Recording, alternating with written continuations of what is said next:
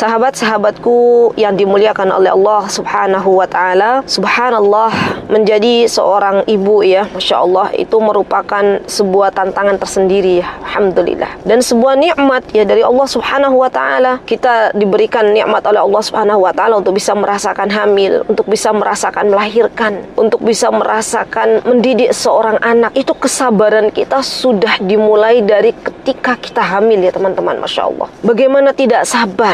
Bagaimana tidak disebut sebagai seorang ibu yang penyabar? Selama 9 bulan dia melalui hari-harinya menunggu dengan penuh rasa sukacita buah hati yang akan hadir di dunia ini. Seorang ibu, subhanallah, harus memiliki kesabaran yang luar biasa. Ini adalah salah satu modal yang harus dimiliki, Masya Allah. Terkadang ya, tingkah pola anak-anak kita itu, Masya Allah, sangat-sangat menuntut kita sabar ya, Masya Allah. Dan mungkin ya, terkadang juga di antara kita ini ya Allah, seperti emosi kita itu naik turun ya, Masya Allah. Inilah fitrah seorang ibu. Apalagi saya tidak bisa membayangkan ya, kalau di rumah itu ada seorang ibu, anak-anaknya kecil-kecil gitu ya, Masya Allah. Ibunya baru mau makan, bismillah mau makan, anaknya minta pup. Ya, Masya Allah. Ibunya mau tidur misalnya ya, anaknya baterainya masih full. Ya, Masya Allah. Luar biasa ya, Masya Allah. Maka benar-benar kita itu teman-teman, untuk memiliki modal sabar itu harus menjadi sebuah modal utama bagi kita seorang ibu, Masya Allah. Karena yang namanya mendidik anak, yang namanya merawat anak, itu seperti kita sedang menanam benih, seperti kita sedang menunggu hasil panen dari benih yang kita tanam. Tidak bisa instan. Coba lihat, kalau ada orang menanam ya, hari ini dia menanam, kemudian setiap hari disiram, diperhatikan, jika ada hama ya dibuangnya hama tersebut ya, Masya Allah. Kemudian baru setelah panen dia merasakan kebahagiaan yang luar biasa. Dan itu butuh proses. Tidak bisa terjadi sehari 2 hari kemudian panen hasilnya bisa dilihat, tidak ya. Karena anak kita bukan anak-anak karbitan, anak kita bukan anak instan, bukan. Tapi mendidik anak itu butuh kesabaran yang sangat luar biasa, Masya Allah. Terkadang ya teman-teman, saya tuh banyak mendapatkan curhatan. Ada seorang ibu yang dia punya anak ya, dan dia harus bersabar ketika melihat anak-anaknya itu bertengkar ya, kakak dan adik ya, yang kemudian ini sudah selesai, yang lain ada masalah ya, minta digendong, minta disuapi, Masya Allah. Ini luar biasa. Maka kita sebagai seorang muslimah hendaklah berkaca ya dengan apa yang telah Rasulullah SAW beritahukan kepada kita semuanya. Apa kata Rasulullah SAW? Kata beliau, ajaban li amril mu'min. Kata Rasulullah, sungguh menakjubkan urusan seorang mukmin. Inna amrahu kullahu khair. Sesungguhnya semua urusannya adalah baik. Walaysa dzaka li ahadin illa lil mu'min. Dan sesungguhnya hal itu tidak ada kecuali pada diri seorang mukmin. In asabathu sarra'u syakar. Apabila dia mendapatkan sebuah kesenangan maka dia bersyukur. Fakana khairan lah. Dan itu adalah baik untuknya.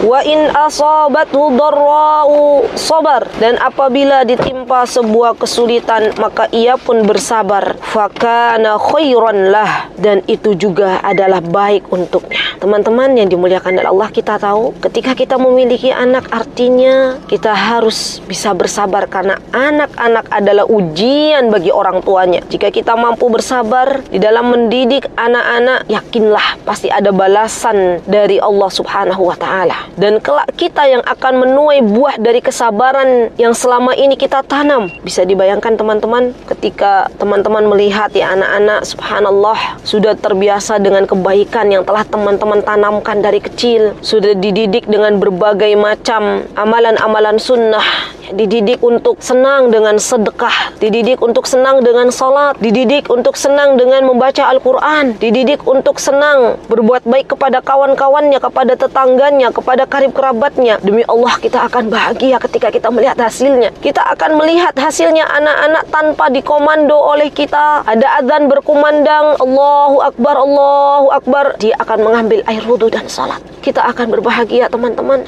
Manakala suatu hari ketika kita sudah menua, Kita ajarkan dari dulu, dari kecil kepada anak-anak kita untuk rajin bersilaturahim, untuk rajin berbuat baik kepada sesama. Kemudian ketika kita mengatakan, wahai anakku, ketika kita sudah tua, kunjungilah saudaramu, kunjungilah bulekmu. Kemudian anak kita berangkat, Masya Allah. Apalagi sebuah kebahagiaan manakala orang tuanya belum berkata, anaknya berinisiatif untuk mengunjungi saudara-saudaranya, Masya Allah. Dan ini balasan yang Allah tampakkan di dunia. Belum lagi nanti ketika kita sudah meninggal dunia. Ketika kita sudah meninggal dunia nih teman-teman, apapun yang pernah kita berikan kepada anak kita dari kebaikan-kebaikan, dan itu adalah sebuah proses yang butuh kesabaran yang sangat luar biasa, maka anak kita akan melakukannya sudah terbiasa dan kita dapat pahalanya. Subhanallah. Maka dari itu, di antara kesabaran yang harus kita perhatikan dalam mendidik anak-anak itu diantaranya sabar dalam mengajarkan kebaikan, sabar dalam ketaatan kepada Allah Azza wa Jalla. Karena yang namanya sabar itu dibagi menjadi 3 ya. Ada sabar dalam menjalankan ketaatan kepada Allah, dan termasuk di antara sabar dalam menjalankan ketaatan kepada Allah adalah mengajarkan kebaikan-kebaikan kepada anak-anak kita. Perhatikan ya teman-teman, kesuksesan sesungguhnya itu bukan hanya anak-anak kita mendapatkan nilai tinggi di setiap sekolah anak-anak kita. Bukan hanya anak-anak kita mendapatkan juara-juara dan piala-piala terpampang di ruang tamu kita. Bukan, demi Allah bukan. Tapi kesuksesan sesungguhnya apabila seorang anak dia diberikan taufik oleh Allah Subhanahu wa taala untuk berbuat kebaikan. Kesuksesan seorang ibu ketika seorang anak dia menampakkan akhlak yang baik, subhanallah. Kesuksesan seorang ibu ketika dia menjadikan seorang anak sangat mudah untuk membantu kawan-kawannya, Masya Allah. Inilah letak kesuksesan seorang ibu. Kesuksesan seorang ibu manakala dia memiliki anak-anak yang apabila membaca Al-Quran dia meneteskan air mata karena paham akan artinya. Subhanallah. Saya pernah melihat ya seorang anak ketika dia membaca Al-Quran, ya baca sebuah ayat, kemudian dia sudah tidak lagi kuat melanjutkan ayat tersebut. Bukan berarti dia nggak bisa, tapi dia tertahan dengan air mata, derayan air mata karena ayat yang dia baca. Subhanallah, berbahagialah bagi orang tua yang memiliki anak demikian. Hatinya dilembutkan oleh Allah Subhanahu wa taala. Dan saya yakin anak-anak yang demikian dia memiliki orang tua yang sabarnya luar biasa. Sabar dalam mendoakan anak-anak kita, itu juga kesabaran yang perlu kita kuatkan, Masya Allah. Karena sesungguhnya teman-teman, yang membolak-balikkan anak-anak kita, hati anak-anak kita adalah Allah. Maka terus jangan berputus asa dari mendoakan anak-anak kita. Yang namanya orang tua itu ya Masya Allah, doanya mustajab. Di antara doa yang Allah dengar dan Allah kabulkan adalah doanya orang tua kepada anak-anaknya. Maka pantaskan diri kita teman-teman untuk menjadi orang tua yang tetap mendoakan anak-anak kita dalam keadaan apapun anak kita. Walaupun hati ini sakit, misalnya ya, karena tingkah pola anak-anak kita, doakan dengan kebaikan, doakan dengan kebaikan. Demi Allah, jangan pernah kita mendoakan anak-anak kita dengan keburukan. Karena kalau sampai ternyata kita mendoakan anak kita dengan keburukan dan Allah ijabah doa anak kita atau doa kita untuk anak kita, maka kita yang akan menyesal. Tahan, sabar untuk mengucapkan sesuatu yang buruk bagi anak-anak kita. Yakinkan pada diri kita masing-masing teman-teman, kalau hari ini anak kita tingkah polanya membuat emosi kita terkuras, ya, yakinkan bahwasanya mereka itu sesungguhnya belum 100% mengerti dengan apa yang mereka hadapi. Maka doakan, terus doakan ya. Kemudian di antara kesabaran yang perlu kita tanamkan dalam diri kita ya adalah sabar ketika kita menjawab pertanyaan anak-anak kita. Nah, ini nih yang kadang orang tua tuh anaknya Allah berikan kelebihan banyak bertanya. Semuanya ditanya. Yang ada di depan ditanya, ini apa Umi? Ini apa Bi? Kalau begini bagaimana? Kenapa begitu? Ya Masya Allah. Karena memang teman-teman, anak-anak itu masih dalam atau masih mengalami fase di mana dia ingin mengetahui hal-hal yang baru ya. Jadi ketika dia bertanya itu ya, maka sesungguhnya dia sedang belajar. Kalau kita pengen anak-anak kita sampai akhir hayatnya hobi menuntut ilmu, cari ilmu, itu menjadi sebuah kebahagiaan baginya, maka jangan pernah kita katakan, sudah nak, jangan bertanya terus gitu ya. Kalaupun memang kita belum tahu jawabannya, maka kita katakan kepada anak kita, nak, mohon maaf ya nak, untuk saat ini Umi belum tahu jawabannya. Nanti Umi mau cari tahu dulu, Umi mau cari tahu dulu. Kalau kita bisa menjawab, alhamdulillah, jawab. Dan subhanallah, ini yang saya rasakan dan mungkin teman-teman juga merasakan ya. Baru tadi tanya gitu ya, baru berapa menit yang lalu tanya sesuatu, kemudian tanya lagi. sehari itu mungkin bisa ya, kalau kita perhatikan ya, anak-anak kita tanya ya, bisa lebih dari 20 kali pertanyaan yang dia ajukan. Maka jangan sampai nih kita sebagai orang tua yang menjadi orang tua yang acuh, yang tidak mau belajar. Karena kita itu guru bagi anak-anak kita. Bagaimana kita mau memberikan sesuatu kalau kita tidak memiliki sesuatu tersebut? Bagaimana kita mau memberikan sebuah ilmu kalau kita tidak punya ilmu? Maka ini menjadi motivasi tersendiri untuk kita sebagai orang tua terus belajar, membenahi diri kita masing-masing, belajar ilmu agama, belajar mengenal Rabbnya, belajar mengenal Rasulullah, belajar mengenal malaikat-malaikat, belajar mengenal takdir, belajar bagaimana mengenal Al-Quran, bagaimana mengenal kitab-kitab yang Allah turunkan, karena semuanya akan ditanya oleh anak kita. Subhanallah. Dan terkadang subhanallah ya teman-teman, pertanyaan-pertanyaan anak-anak kita yang diajukan kepada kita itu, terkadang kita itu bingung jawabannya. Ya, kenapa? Karena kita belum tahu ilmunya.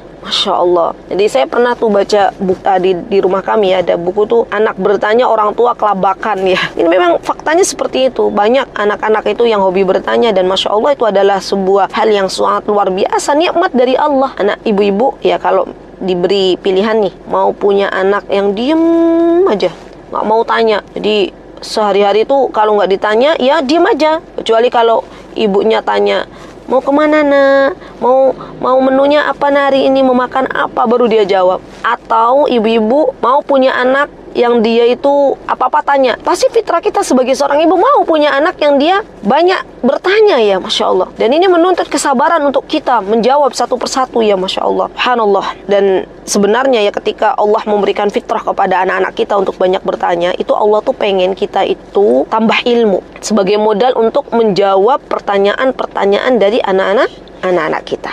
Baik, kemudian sabar apa lagi yang harus kita lakukan ya teman-teman? Di antaranya adalah sabar menjadi pendengar bagi anak-anak kita ya Allah ya. Dan subhanallah ya teman-teman, terkadang kalau kita lihat Allah tuh beri kita satu mulut, dua telinga nih, karena Allah tuh pengen kita tuh banyak mendengar, terutama dari anak-anak kita. Dan saya nasihatkan untuk diri saya dan teman-teman semuanya ya, terkhusus teman-teman nih yang saat ini anak-anak yang di pondok pulang ke rumah masing-masing, kan sudah mulai berlibur nih. Jadikan liburan anak-anak itu untuk mendengar curhatan mereka, apa sih sebenarnya yang terjadi di pondok. Ini saya alami ketika putri sulung kami pernah mondok di sebuah pondok ya. Ketika kami tengok itu, ya kami duduk, kami dengarkan ya, kurang lebih sekitar 1,5 jam misalnya, itu dengar ya apa yang menjadi curhatan-curhatan mereka. Ya, curhatan-curhatan anak-anak pondok khususnya. Dengar, mereka itu terkadang ya teman-teman, anak-anak itu terkadang mereka belum membutuhkan solusi, cuman butuh untuk didengarkan. Itu sudah plong bagi mereka. Maka yuk, bagi ibu-ibu nih yang saat ini anak-anaknya pulang dari pondok masing-masing ya, berlibur, jangan sibuk dengan dirinya sendiri, jangan sibuk dengan HP-an, jangan sibuk dengan jualan ya. Sibukkan dengan anak-anak, karena ini masa-masa di mana anak-anak ada waktu khusus untuk berjumpa dengan orang tuanya ya. Kan bisa dihitung tuh teman-teman, dalam setahun itu biasanya anak-anak pondok itu pulang paling cuman 2-3 kali ya, dan itu sebentar. Maka katakan kepada anak-anak kita, nah ya, adakah yang perlu disampaikan? Umi siap menjadi pendengar yang baik dan sabar gitu ya, Masya Allah. Kalau dia bertanya, kira-kira bagaimana ya Mi, ini begini, kita kasih solusi. Kalau dia nggak bertanya, ya sudah, kita nggak usah kasih solusi, biarkan dia memecahkan masalahnya sendiri. Masya Allah. Mohon maaf ya teman-teman, sabar dalam mendengarkan celoteh anak-anak kita ya, dalam mendengarkan curhatan anak-anak kita, itu terkadang membutuhkan kesabaran yang ekstra. Kenapa? Karena nih terkadang anak-anak kita itu mengulang sesuatu yang sudah disampaikan sebelumnya. Jadi kemarin sudah menyampaikan, tuh sampaikan lagi. Itu memang karena memang mereka sedang belajar. Dan kita harus sabar dalam mendengarkan semua curhatan celotehan anak-anak. Dan di antara sabar yang harus kita pupuk dalam mendidik anak-anak, itu adalah sabar ketika emosi kita memuncak. Ya, Masya Allah. Jadi ini benar-benar apa yang telah diajarkan oleh Rasulullah SAW ya, harus kita praktekkan. Jadi kalau kita sedang dalam keadaan tidak baik nih emosi kita, maka jangan deket-deket dengan anak-anak kita. Kalau misalnya ternyata anak-anak kita membuat emosi kita akhirnya harus keluar, maka kita rubah posisi kita. Kalau yang tadinya duduk berdiri, yang tadinya berdiri duduk, itu yang diajarkan oleh Rasulullah SAW. Dan minta nih kepada Allah, banyak-banyak nih berdoa kepada Allah, wahai Rabbku, berikanlah kekuatan kepada kami nih emak-emak untuk bisa mengatur emosi, untuk bisa tahan emosi, Jangan sampai naudzubillah summa naudzubillah sampai memukul, sampai keluar akhirnya pukulan, cubitan ya. Karena ini akan membekas dalam diri anak-anak kita. Subhanallah teman-teman. Dan jangan sampai ya teman-teman, naudzubillah summa naudzubillah, apa yang pernah kita lakukan kepada anak-anak kita dari pukulan dan cubitan itu akan menjadikan dosa jariyah. Dan ini sabar dalam menjauhi maksiat kepada Allah Subhanahu wa taala. Karena kalau terbiasa nih ibu-ibu dikit-dikit nyubit ya, pas emosi kepada anak-anak dikit-dikit mukul, itu akan tertanam dalam jiwa anak-anak. Berarti ketika mendidik itu harus dengan pukulan dan cubitan. Dan bisa dibayangkan enggak kalau dia punya anak nanti, cucu kita yang akan menjadi korban. Anaknya dipukul, anaknya dicubit. Belajar dari mana dia? Belajar dari ibunya, belajar dari ayahnya. Dan ini menjadi dosa jariah mata rantai yang terus menerus sampai punya cicit kalau tidak dipotong dari sekarang. Maka sabarlah ibu. Saya tahu, saya juga sebagai seorang ibu, terkadang emosi kita itu Masya Allah pengen marah, tapi kita harus bersabar. Ambil air wudhu, sholat, minta ampun kepada Allah Subhanahu wa taala. Ya Allah, kalau anak saya hari ini membuat saya akhirnya harus marah, ya Allah, ampunilah dosaku, ampunilah dosa anak-anakku, wahai Rabbku, lembutkanlah hatinya, berikanlah dia hidayah. Masya Allah. Jadi ini ya, Masya Allah, benar-benar terkadang nih saya tuh pernah ketika mau menyetor ya ke Syekho, itu anak tiba-tiba datang ya, terus mobil-mobilnya yang ada di depannya tuh diserat, serak, la haula wala quwata illa billah.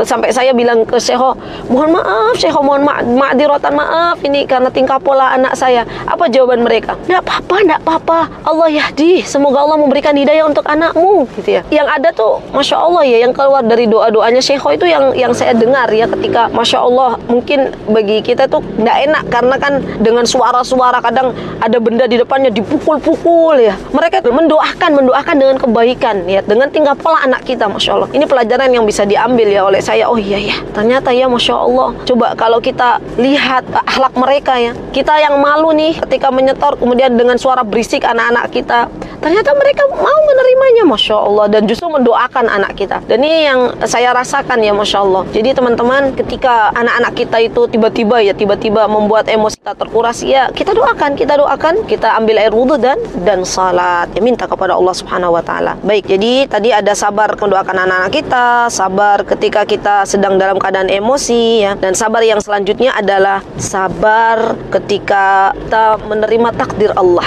Ya kan, sabar kan ada 3 tuh. Sabar dalam ketaatan kepada Allah, tadi sudah dijelaskan ya. Sabar dalam menjauhi maksiat, ya tidak menjadikan dosa jariah, dan sabar ketika menerima takdir yang telah Allah takdirkan. Jadi begini maksudnya, ketika kita nih orang tua diberikan oleh Allah nih anak-anak yang luar biasa. Apapun kondisinya, ada yang hiperaktif, ada yang cerebral palsy, ada yang dia baru, saya punya kawan tuh di daerah Jawa Timur 14 tahun baru bisa berjalan ya. Ada yang sudah usia 6 tahun, 7 tahun baru bisa bicara. Itu semua takdir Allah yang Allah berikan ya. Ada yang baru lahir punya kakinya 1 ya. Semua harus menerima dengan kesabaran, karena semua yang Allah takdirkan untuk diri kita, termasuk anak-anak kita yang Allah berikan kepada kita nih, itu adalah sebuah hal yang terbaik. Allah tuh tahu mana yang terbaik untuk kita, maka kita syukuri, alhamdulillah, dan kita bersabar dalam menjalaninya, alhamdulillah. Jadi kekurangan apapun yang kita hadapi dalam mendidik anak-anak kita, kondisi anak-anak kita harus bisa bersabar. Kita harus bisa bersabar, karena termasuk dari iman kepada takdir Allah Subhanahu wa ta'ala. Ya, baik teman-teman yang dimuliakan oleh Allah Subhanahu wa ta'ala, ada beberapa tips ya yang mungkin ini bisa menjadi penyemangat ya untuk kita ibu-ibu ya, terutama diantaranya latihan. Sabar itu harus dilatih ya, tidak bisa instan. Tidak ada nih namanya orang tua tadinya tuh emosian, tiba-tiba langsung hari ini saya harus bersabar gitu ya. Terus sabarnya tuh dari pagi sampai sore ya, tetap aja ada yang namanya masih ada emosi masih. Jadi sabar itu harus dilatih. Catat ya baik-baik, sabar harus dilatih, tidak instan, berproses. Dan tips yang kedua, minta kepada Allah untuk dijadikan sebagai wanita-wanita emak-emak yang memiliki sifat sabar ya. Dan yang ketiga, kita ingat pahala sabar dari Allah Subhanahu wa taala. Pahala sabar itu pahalanya unlimited, tidak terbatas. Allah itu tidak mengatakan, kalau dalam amal soleh yang lain kan Allah mengatakan akan kubalas 7 kali lipat, akan kubalas sekian, berhitungan tuh ada. Tapi untuk sabar nih spesial, Allah tidak memberikan berapanya, karena Allah tahu bagi orang-orang yang bersabar disediakan pahala yang luar biasa. Masya Allah ya. Kemudian bisa nih teman-teman ya, ketika me time-nya kita nih emak-emak itu bisa membaca kisah-kisah para nabi, para sahabiah ya, para sahabat ketika mereka itu mendidik anak-anak mereka ya. Kesabaran mereka dalam menghadapi ujian-ujian dari Allah ya. Ini luar biasa teman-teman. Harus kita lakukan karena kesabarannya mereka itu kesabaran yang sangat luar biasa dibandingkan dengan kesabaran yang kita miliki hari ini ya. Dan yang terakhir ya teman-teman, bergaulah dengan orang-orang salihah, bergaulah dengan mak-mak salihah. Kenapa? Karena bisa saling menguatkan ya. Kalau kita curhat misalnya tentang anak kita, maka teman-teman salihah ini akan membantu. Yo wis toyo sabar, kan bisa seperti itu nasihatnya. Yo wis toyo diterima, itu kan yo bagian dari hidupmu. Ini yang membuat akhirnya kita itu menjadi apa ya, kuat kembali ya, Masya Allah. Beda kalau teman-teman punya kawan yang dia sibuk dengan dirinya sendiri gitu ya, sibuk dengan dunianya sendiri. Kita curhat tentang anak kita, tidak memberikan nasihat, ya wis sabar. Nasihat-nasihatnya itu membuat kita akhirnya tambah emosi. Benar apa kata Rasulullah SAW, carilah sahabat yang salihah, karena sahabat yang salihah ini yang akan banyak memberikan manfaat untuk diri kita dan kehidupan kita. Baik, itu yang bisa saya sampaikan teman-teman. Semoga bisa diambil manfaat. Barakallahu fi kunna jami'an. Aqulu qouli hadza wa astaghfirullah li wa lakum wa akhiru da'wana anil hamdulillahi rabbil alamin. Assalamualaikum warahmatullahi wabarakatuh.